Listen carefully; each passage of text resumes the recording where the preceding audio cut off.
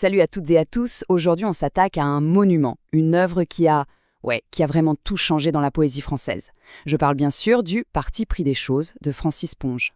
Alors, préparez-vous parce qu'on va voir ensemble comment ce petit recueil a complètement redéfini les règles du jeu.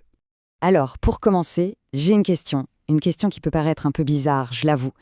Est-ce qu'on peut, sérieusement, écrire un poème sur un savon ? Un simple savon. Est-ce que ce genre d'objet si banal a vraiment sa place dans le monde de la poésie ? Eh bien, la réponse, c'est un grand oui, et c'est là que ça devient génial.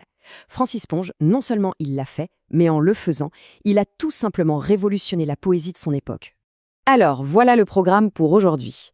D'abord, on va se pencher sur ce qui se faisait avant Ponge, histoire de bien saisir l'ampleur du changement. Après, on passera au concret avec un exemple que tout le monde connaît, l'huître, pour voir comment il travaillait. Et on terminera, bien sûr, avec les points clés à garder en tête, surtout si des examens approchent. Allez, on attaque. Pour vraiment comprendre à quel point Ponge a été un révolutionnaire, il faut d'abord faire un petit retour en arrière, voir un peu à quoi ressemblait la poésie avant lui. C'est essentiel pour mesurer l'onde de choc qu'il a provoquée. Regardez-moi ce contraste, c'est saisissant. D'un côté, on a la poésie traditionnelle, avec ses grands sujets, vous savez, l'amour avec un grand A, le destin, les grandes émotions.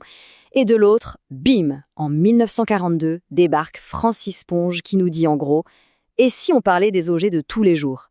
C'est un virage à 180 degrés, une rupture totale. Et voilà, on touche au cœur du réacteur, si je puis dire, la révolution des objets. L'idée folle de Ponge, c'est ça, donner la parole aux choses. C'est aussi simple et aussi génial que ça. Et cette citation, elle dit tout. Pour Francis Ponge, les objets, ce ne sont pas juste des trucs posés là dans le décor. Non.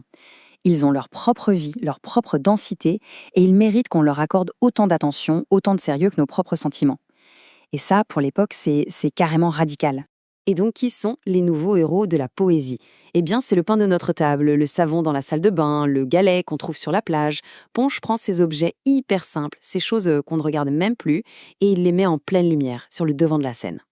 Bon, à cette théorie, passons à la pratique. Et pour ça, rien de tel qu'un exemple hyper connu. On va décortiquer ensemble son fameux poème sur l'huître pour voir concrètement comment il s'y prend. L'huître. On pourrait se dire, bof, une huître. Un truc simple, hein ? Non, pas pour Ponge. Pour lui, c'est un monde en soi, un univers miniature qu'il va explorer avec une minutie quasi chirurgicale. Ici, on voit parfaitement sa méthode, c'est presque un protocole scientifique. Il y va par étapes. Étape 1, l'extérieur, la coquille. Il la décrit, rugueuse, solide, fermée. Étape 2, il ouvre.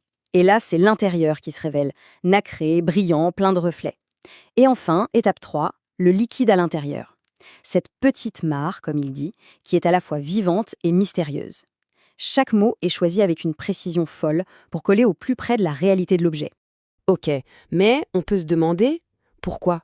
Pourquoi être aussi précis, aussi méticuleux ? C'est juste pour décrire ? Non, bien sûr que non. Derrière tout ça, il y a une ambition bien plus profonde, une vraie démarche philosophique. En fait, son but ultime, c'est de nous réapprendre à avoir, de nous forcer à regarder le monde tel qu'il est, vraiment, sans y projeter nos sentiments, nos états d'âme. Il veut utiliser les mots pour décaper notre regard, en quelque sorte. Un peu comme cette loupe qui nous oblige à voir les détails qu'on zappe tout le temps. Donc, si on résume, son objectif est double. D'un côté, il y a cette quête d'une précision absolue pour décrire la matière, le réel. Et de l'autre, et c'est tout aussi important, en faisant ça, il redonne une dignité, une importance incroyable aux choses les plus simples de notre quotidien. On arrive à la fin de notre parcours. Et là, on va faire un petit topo hyper utile pour ceux qui planchent sur le sujet en ce moment. On va condenser tout ce qu'on a dit en 3 points essentiels à connaître sur Ponge. Alors, retenez bien ce chiffre, 3. C'est tout. 3 idées clés, 3 piliers qui permettent de tout comprendre et de bien expliquer la démarche de Ponge. Première idée, la plus évidente, la poésie des objets. C'est simple, avec Ponge, le quotidien entre en poésie par la grande porte. Le banal, l'ordinaire, tout ça devient un sujet digne d'intérêt. Fini la distinction entre les sujets nobles et les autres. Tout est poétique. Deuxième point, qui découle logiquement du premier, l'écriture précise. Pour parler de ces objets, Ponge va chercher le mot juste, la formule parfaite. Son style est hyper minutieux, objectif, on l'a dit, presque scientifique. Ce qu'il veut, c'est créer avec les mots un double parfait de l'objet. Et enfin, troisième et dernier point, qui est un peu la conclusion de tout ça, changer notre regard. Parce qu'au final, c'est ça le but.